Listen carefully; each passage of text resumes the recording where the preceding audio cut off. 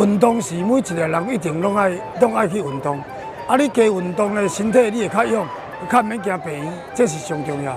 一寡像棒球、骹球啦，一寡迄个全民运动的吼，一寡迄个韵律舞啊，啥物种种，咱拢有当个推展落去的。啊，每一工咱若运动几分钟啊，20分，身体绝对一定会勇。民众只要下载 APP 进行会员注册，并完成登录后，进入指定场馆运动前及离场前扫描该场馆的 QR Code， 运动达30分钟就能获得点数。集点可分为每日点数、每周点数与体育赛事点数3种方式。于指定场馆运动达30分钟，即可获得该运动场馆对应点数。1周运动30分钟达3天以上，即可获赠1点。给予台南市相关的体育赛事，像是马拉松、龙舟赛等等，都会给予不同的对应点数。每20点就有1次抽奖的机会哦。掌握施政3分钟，台南进步向前冲。那其实这个运动健康护照主要是希望说提倡运动的风气。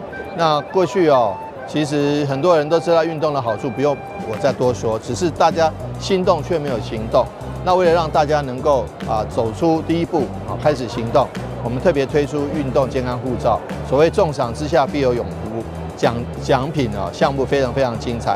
那主要有运动习惯的人，你只要这个下载这个 app， 这样你平常运动再加强，那就有机会抽中大奖。没有运动习惯的人，更要借着这个运动健康护照的平台，养成运动的好习惯。这个绝对是有百利而无一害的，这非常好的活动那欢迎大家一起来。那同时呢，我们也会跟各大运动中心全民运动馆来合作，那陆续推出一些健康的教学或者运动的教学活动，让很多教练或这个运动高手来教你这个运动。那所以说，不管是做重训，不管是做球赛，不管是做种种项目的运动活动，这个心动就要行动，而且动了以后健康就会更好。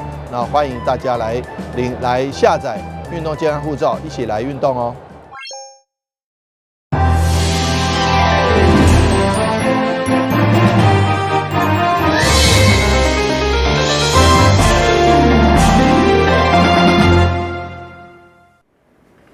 大家好，我是陈碧纯，欢迎收看5月21号礼拜2的中嘉台南地方新闻。咱先来关心台南市会定期会，有台湾版亚马逊河千河四侧绿色隧道。近年来，因为附近兴建大型的饭店，当地居民却发现原本的自然生态被破坏，不但鸟类甲鱼类减少，也影响原本绿色隧道的景观。议员蔡立青上午透过市政总咨询，希望市府相关单位介入，好好了解，避免伤害继续扩大。透过议员蔡立青实际咨询，由四侧绿色隧道的画面，甲当地居民的访问，发现这2天来，因为四侧隧道的周边大型饭店的兴建，不只影响着原本隧道周边的景观，就连生态鸟仔类、甲鱼仔类嘛拢减少。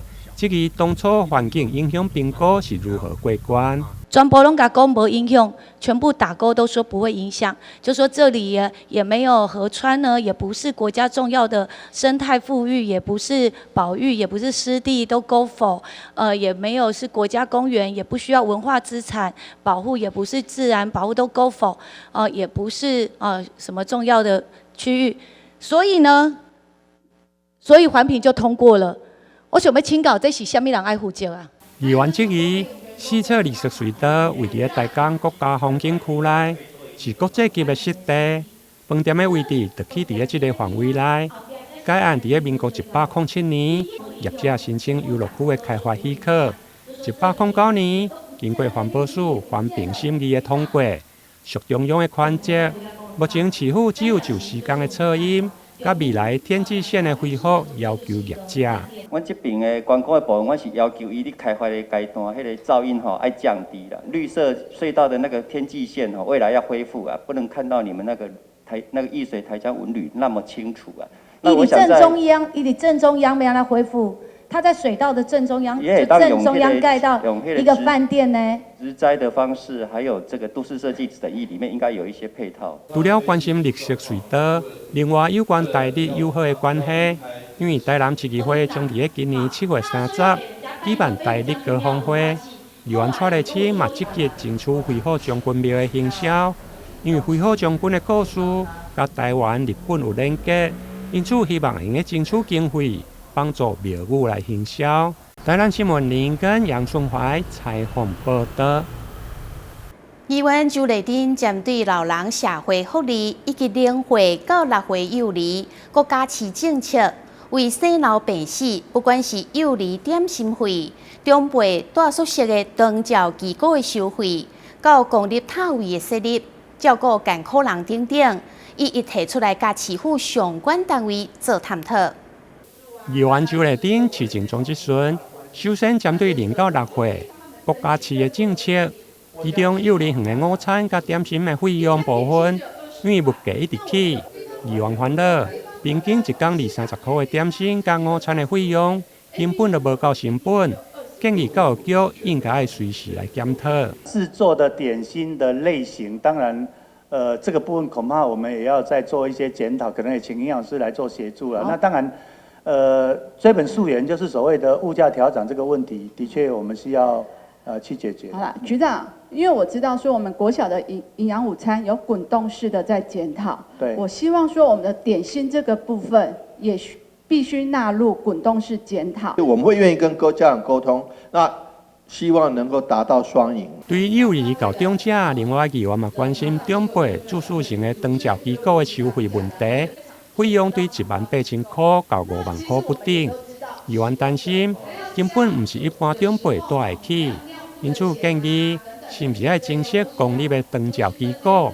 对此社会局回应，目前有1间公办民营，有228间的私立，那有没有我们的公立的长照机构呢？我们在北门那边有一家长照，是 OT 给那个民间机构来承做，是公办民营。好，所以只有一家。是。不过我们目前全市的长照机构的一个收容率呢，只有到达80%，也就是说很好的机构很多人排队，然后呢比较后半段的机构呢，它就比较缺人去住，所以其实是有市场不均衡的状况。那就是费用的问题啊。有可能。不管是生、老、患病，甚至是死亡，议员嘛关心公立塔位甲私人塔位费用的差别。对此，市长嘛回应，这就亲像社会主体共款，是供应甲需求的问题。如果共有的多，私人的塔位相对费用就会来降低。台南新闻林跟杨顺怀采访报道。议员蔡宗和以520总统大就职，不过市府甲中央举办活动，竟然跳大陆的歌曲《黑头 A》。议员质疑是不是被武德统一？询问市长的意见。对此，市长恩惠提回应：只要不是抄袭，伊无意见。来敲2下，干杯来！就是这段影片，由立到部体育署甲台南市政府合办的活动，活动中跳大陆的歌曲《黑头 A》，议员蔡宗豪比较台北市宁夏夜市大跳科目3。被质疑有武德统一，询问台南市长黄伟提的看法。对此，市长回应：个人的认定表示尊重，只要不是抄袭，拢无意见。在台南用教育部来办的活动，中央教育部是想教育我们的民众来武统吗？当这样的中国大陆的歌曲，未来在台南市政府播放，或者是我们的活动比赛用到这些歌曲的时候，如果面对忠实的台独的议员反对的时候，你要怎么说？我不会去，我尊重。你不会去，你尊重，那你会允许台南市政府办的活动可以用中国大陆的歌曲吧？只要不是抄袭，我没有意见。除了这个武统的事件，另外议员嘛关心环保减塑的议题。议员以最近市府推动的市场代代相传的活动。原本伫市场参加活动时，代代相传的取用甲回归的站点，拢是设伫市场的出入口。不过，当市场参加活动结束以后，站点就被撤离，因此提出检讨。出发点是好的，但是落实的层面基层的有一些基层或者有一些第一线的人，他没有好好去落实。是啊，所以我们身为局长还有市长的管理人员，我们要做好落实我们的管理。对，我刚才也提到说要治标也要治本，治标是针对本案，治本是针对整个的官场文化。好，市长谢谢。该活动由环保局举办，借用经发局的市场，不过伫个专区45个市场，市府却只有剩2架大型的储用柜，其他拢是以挂钩或者是回收置物箱来代替。因此，议员嘛以外县市的做法提出比较，认为台南市还有真大的改善空间。台南新闻林根、杨顺怀采访报道。台南市和顺国小马梦平甲蔡彩勋2位老师申请财经文教基金会进行科技创新、永续教育推广方案，伫校园内面种农作物，佮带领学生透过网络，甲日本山口县小野小学校的学生互相交流，展开国际性的实农教育。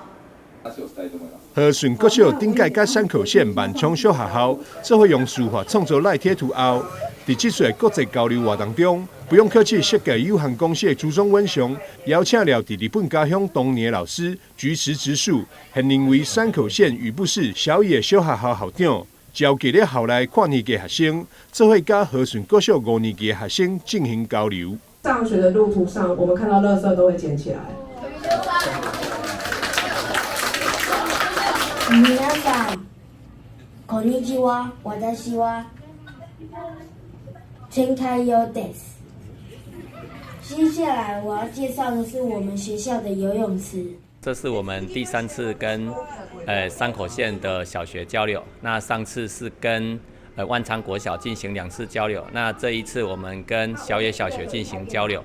那主要这一次是双方第一次见面，然后互相介绍学校的环境，然后接下来等一下，我们会针对食农教育，因为这2个学校都有进行食农教育，那我们会针对食农教育，再用 Padlet 去做后续的共享跟交流。一开始伫双方校长见证下做伙合影，表示双边学校友谊。而伫这次交流活动中，小野小学伫事前就跨海寄来当地特色小野茶，和和顺国小小朋友泡茶品尝。无同的文化甲上课模式，也互每一位和顺的小朋友拢感觉到新奇甲趣味。来喝喝看，就是小野茶，然后这些都是小朋友采的，所以你们可以喝喝看他们采的茶。你们可以跟他们讲一下你们喝的感想，这样。我觉得这次的活动很棒，也很特别，能学到不同的文化。像是这次就学到了日本上课方式，也品尝到了小野茶。很开心今天可以和小野学校的同学和老师做这个交流活动，让我认识到他们的上课模式，还有很多很有特色的活动。班上的孩子有在学校的南青桃园来进行农作物的种植。那今年我们种植的是萝卜，因为萝卜跟日本其实有一点关系，因为他们叫大根，而且关东煮就是跟日本有关系的，所以我们就采取今年的种植的作物就是跟萝卜有关，因为它在台湾又叫做好彩头，也是一个很吉祥的故事。我们就希望能够透过这样文化的交流，然后带着孩子们去跟小野学校来进行食农教育的交流。在课程的最后，朱宗先生也会带领和顺的小朋友学习透过 ChatGPT 来认识和顺国小特色，让小朋友认识到科技所带来的便利甲进步。记者张世伟采访报道。因为目睭痒，所以用手去勒目睭，竟然勒出大问题。有一位80多岁阿嬷，工作以后无洗手，就去勒目睭，结果造成感冒严重的感染，最后甚至要将目睭甲切掉。带大家做回来了解。台南一位82岁阿嬷，伊是因为工课后无洗手，就去揉目睭，造成感冒感染。忍耐几啊天才去诊所检查，因为感染情形上过严重，诊所建议转诊到基密病院医治。经过基密眼科部主治医师林玉轩检查后发现，阿嬷的感冒落落，佮红肿，佮有浮人等状况，感染情形是非常严重。这是一个82岁的奶奶，那在去年10月的时候，疑似在工作之后，手部没有清洁就去揉眼睛，那几天后就是左眼剧烈疼痛，那转诊来我们奇美医院的时候，已经进展成左眼的角膜溃疡合并眼内炎。阿嬷因为拖了伤久才来治疗，病院虽然有使用强效抗生素药物，但感染犹原无改善，视力退化到只会当看到光影。由于感染持续恶化，在不得已情况之下，只好进行眼球挂除的手术。虽然我们紧急的安排住院治疗，然后使用了强效的抗生素，不过他那个疾病进展的还是很快。那最终视力退化到只剩对光有感觉。那在不得已的状况下，我们就是安排了那个左眼的眼内容物的剜除手术。那手术之后，所幸那个感染都没有再复发。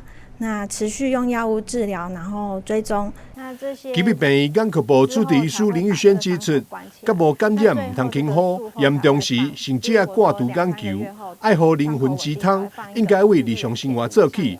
平常时做好眼部的保护，避免目睭表面的组织破损，才会当有效预防感染发生。记者张世伟采访报道。现代人重视养生，可能会想讲食较少的，食较正的。但是定定过无偌久，腹肚又搁开始枵了。这个时阵应该安怎办呢？即马就为大家来介绍一间位伫高雄南马溪燕麦专卖店。头家伫餐点甲饮料内面加入燕麦，除了注重口味以外，嘛要互大家食了健康。大火翻炒，将颜色炒至金黄色且粒粒分明。咦，这一锅并不是炒饭。这一粒粒看起来像是白米的，其实是燕麦。老板把白米饭替换成燕麦了。这里是位在楠梓区的一间燕麦专卖店，不管是主食类或是饮料类，都能看到燕麦的身影。炒燕麦它的本身的话，它的特色是这样，就是它的概念就是炒饭，对不对？我们原本的米食，我们全部都要把它改成燕麦。那整个餐点的话，大家吃起来的话，第一个就是说，在口感上呢，燕麦啊，它本身它是有一个咀嚼度。它自动就帮你细嚼慢咽了，所以你吃饭你不会狼吞虎咽。所以平常有那种习惯吃饭喜欢爬速度很快，其实那个这样子吃的话，其实是对身体不是很好。但是如果我们能够细嚼慢咽的话，你习惯这个久了以后，以后你吃东西真的会细嚼慢咽。因为在我身上就是这样子发生，因为我几乎天天吃燕麦，对，然后我吃其他的东西的时候，我也是细嚼慢咽，就习惯就细嚼慢咽。除了炒燕麦是这里的人气商品以外，店里另一项老板推荐的是这碗滑蛋猪肉燕麦，稍微勾芡过后的滑蛋，配上 Q 弹口感的燕麦粒，健康又饱足。滑蛋的做法的话，基本上就是我们就是说承袭刚才的，就是说我就是把燕麦去替代米，所以我们之前有吃烩饭嘛，对不对？所以滑蛋的话，基本上就是把烩饭里面的米饭换成燕麦。那我们当然在食材调配上面的话，我就是说，我就不要去用那个加工食品，比如像火腿那个我就不用，对，就尽量都是用原型食材下去做，对。滑蛋的话，当然就是天气稍微凉意的时候吃起来暖乎乎的，其实口感还蛮好的这样。除了研发燕麦类的主食，经营饮料店出身的老板也保留了当时就有在贩售的燕麦饮品。希望大家在喝饮料的同时，也能喝得更健康，也让更多人有机会接触到燕麦，进而喜欢吃燕麦。那时候就是市面上没有人在卖燕麦鲜奶茶，我是2015年刚开始开店就有，但是没办法，我们店小嘛，对不对？就是但是就是最后就是说，其实一直忙的时候都是做几个熟客，但是有的熟客是说他们一开始不知道。然后，但是因为可能从其他的饮料，比如像比较长销型的珍奶，然后慢慢建立起顾客，然后顾客才会看说，有这个东西，不然喝喝看。结果没想到喝着就是说，怎么燕麦可以做成这样？所以我们的燕麦奶才一直延续到现在。到现在目前为止，虽然说生意已经不好经营了，但是还是有人在买。大家还是有习惯喝饮料。如果说喝饮料习惯能够改掉，就我现在而言啊，我是觉得说。喝饮料的习惯慢慢改掉那是最好，但是我是觉得不太可能。但是它有一个过渡期的一个产品，可以让它慢慢把那个甜度给降低，这样子。老板用心在推广燕麦这项食材，只希望让更多人认识到，原来燕麦还可以这样吃。在讲求饮食均衡的同时，吃得健康以外，更要吃得饱。记者周福庆、卢云嘉高雄报道。家人上港75周年校庆，除了结出校友回来后头厝，甲表扬仪式以外，现场嘛展出学生参加比赛得奖的作品。当中非常特别的是，会当协助人类刻物件，阁有当照工人的机器人，以及协助农民赶鸟啊，减少农作物损失的取鸟器，得到真侪肯定甲娱乐。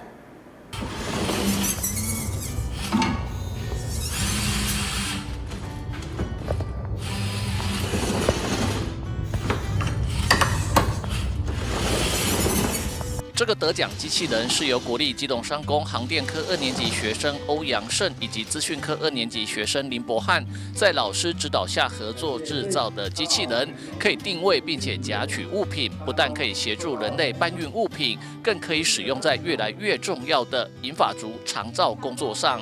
可以夹取，然后有各个感测器，可以避障，然后可以定位。